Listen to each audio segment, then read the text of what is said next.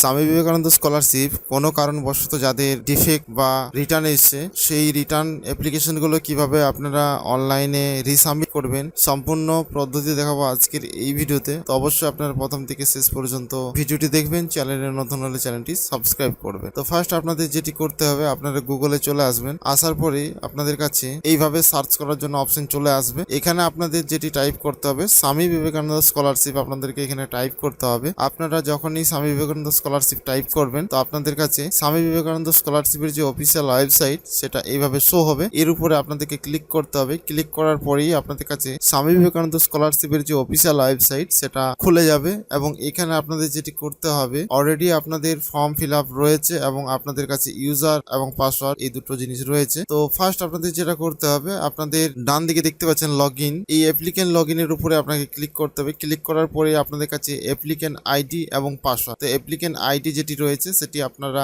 বসিয়ে দেবেন। বসানোর পর নিচে দেখতে পাচ্ছেন পাসওয়ার্ডটি আপনাদের দিতে হবে এবং শেষে আপনাদের একটা ভেরিফিকেশন যে সিকিউরিটি কোড সেই ক্যাপচারটি আপনাদের দিতে হবে। তো ওখানে আপনারা ক্যাপচারটি দেবেন। ক্যাপচার দেওয়ার পরে নিচে লগ ইন করবেন। লগ ইন করার পর আপনাদের কাছে প্রোফাইলটি এভাবে খুলে যাবে এবং আপনারা দেখতে পাচ্ছেন কি কারণে আপনার অ্যাপ্লিকেশন রিটার্ন করা হয়েছে বা আনলক করা হয়েছে। তো এখানে রিজন দেওয়া থাকবে। তাহলে আপনার সরাসরি কি করবেন, বাঁ সাইডে দেখতে পাচ্ছেন অ্যাপ্লিকেন্ট ডিটেলস, এই অ্যাপ্লিকেন্ট ডিটেলস এর উপরে আপনাদের ক্লিক করতে হবে। এডিট অ্যাপ্লিকেশন, এই এডিট অ্যাপ্লিকেশনের উপরে আপনাদের ক্লিক করতে হবে। ক্লিক করার পরে আপনাদের কাছে আপনাদের ফর্মটি এভাবে শো হবে এবং নিচের দিকে আপনাদের স্ক্রল ডাউন করতে হবে। স্ক্রল ডাউন করলেই দেখতে পাচ্ছেন সেভ এবং কন্টিনিউ, এই অপশনে আপনারা ক্লিক করবেন। ক্লিক করার পরেই আপনাদের কাছে পার্সোনাল যে ডিটেলস এই অপশন খুলে যাবে। এগুলো আপনারা একবার ভেরিফাই করে নেবেন এবং সেভ এবং কন্টিনিউতে ক্লিক করবেন। ক্লিক করার পরে আপলোড যে ডকুমেন্টস অপশন, এই ডকুমেন্টস অপশন আপনাদের কাছে খুলে যাবে। এখানে যদি আপনাদের কোনো রকম ডকুমেন্টস কারেকশন করতে হয় তাহলে আপনারা এখান থেকে ডকুমেন্টস গুলো কারেকশন করতে পারবেন এবং নতুন করে আপনারা এখানে ডকুমেন্টস আপলোড করতে পারবেন।